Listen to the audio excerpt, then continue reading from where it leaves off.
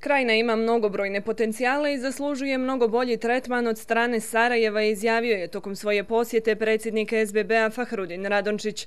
Stoga je, kaže, ovom kraju neophodno vratiti privredu, razvoj i zapošljavanje kako bi se zaustavila rijeka mladih koji odlaze u druge zemlje. Upravo zato, tvrdi Radončić, svoju posjetu usmjerio je na utvrđivanje stanja u obrazovanju, privredi, ali i sportu. S menadžmentom Katoličkog školskog centra razmijenio je mišljenje o njihovom statusu i financijskim problemima. Uvjerio se u funkcioniranje kantonalne bolnice koju je nedavno donirao inkubator za novorođenčad, dok je u kompaniji Megle razgovarao o poslovnim mogućnostima ove firme. Smatra da krajina ima izvanredne privredne mogućnosti te da se privrednici ovog dijela države moraju pomoći boljim zakonskim rješenjima uz otvaranje graničnih prijelaza za animalne proizvode radi smanjenja transportnih troškova.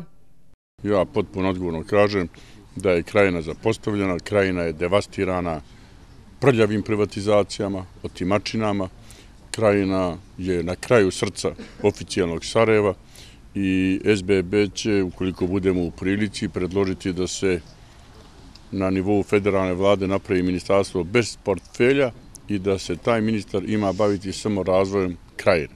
Također predvidjeli smo, jer ovdje ima stručnjaka, da se i jedna fabrika namjenske industrije, ako Bog da, ima dislocirati i napraviti u krajini. Nogometnom klubu Jedinstvo kao brendu krajine Radončić je uručio donaciju od 10.000 maraka, a ispraćen je tortom i dresovima koje su mu poklonili u ime kluba i navijača.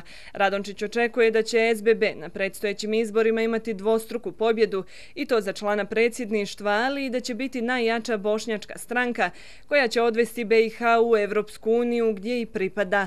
Smatra da će buduća vlast stvoriti vladu nacionalnog jedinstva sa jakim ekonomskim programom. Ja mislim da je krajnje vrijeme da se Bosna i Hercegovina oduži krajini i za ono vrijeme tokom rata i nakon rata. Radončić je tokom druženja sa članovima SBB-a u Bihaću posjetio i Cazin, gdje je razgovarao sa članovima stranke te obišao prve ljude ovoga grada, Nermina Ogreševića i Rifeta Hozanovića. Moje impresije su zaista dobre. Vidim da gradsko rukovodstvo čini mnogo napora da ovaj grad živi bolje, uspješnije, da se što prije priključuje evropskim standardima i u tom smislu SBB, neovisno da li su to različiti politički projekti, pruža punu podršku i Cazinu i ljudima koji vode ovaj grad. Građani su Radončiću postavljali pitanja iz različitih oblasti, pa i u vezi sa kritikama na njegov račun koje je na svom statusu objavio nosilac liste SDA Hamdija Abdić-Tigar.